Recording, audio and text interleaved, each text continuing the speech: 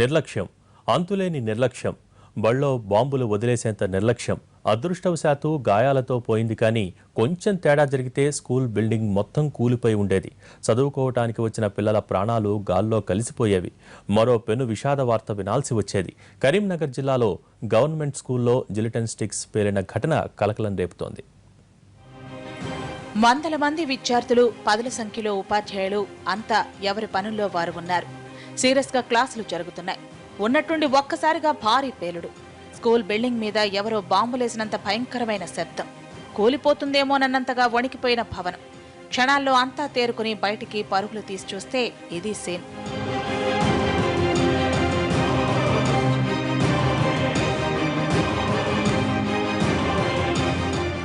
కరీంనగర్ మండలం దుర్మేడ్ ప్రభుత్వ పాఠశాలలో జిలిటన్ స్టిక్స్ పేలాయి. ఓ టీచర్, అటెండర్ గాయపడ్డారు. స్కూల్ ఆవరణలో కొత్తగా హాస్టల్ భవనం కట్టడానికి గుంతలు తీస్తున్నారు. 2 గుంతల్లో బండరాలు తగిలాయి. వాటిని జాగ్రత్తగా తొలగించాల్సిన కాంట్రాక్టర్ అక్రమంగా జిలిటన్ స్టిక్స్ తో పేల్చేస్తున్నాడు. ఇప్పటికే 2 సార్లు బ్లాస్టింగ్ చేశాడు.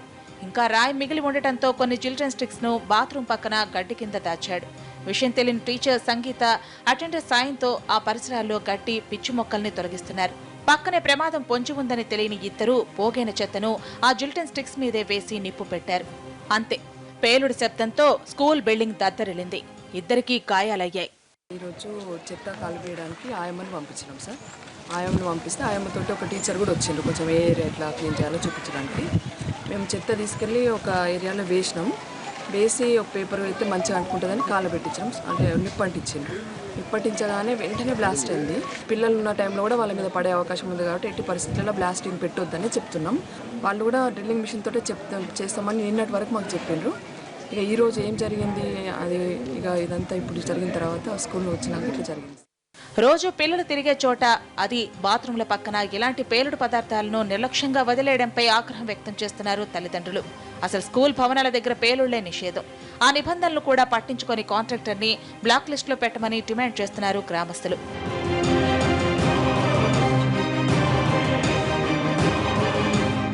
పేలుడు శబ్దం విని స్కూల్లో ఏదో జరిగిపోయిందని పరిగెత్తుకుంటూ వచ్చిన తల్లిదండ్రులు పిల్లలకేమీ కాలేదని తెలుసుకుని ఊపిరి పీల్చుకున్నారు. ఒకవేళ అందరూ బాత్రూంకు వచ్చినప్పుడు పేలితే ఏం జరిగేదో ఊహించుకోవడానికే కష్టంగా ఉందంటున్నారు తల్లిదండ్రులు.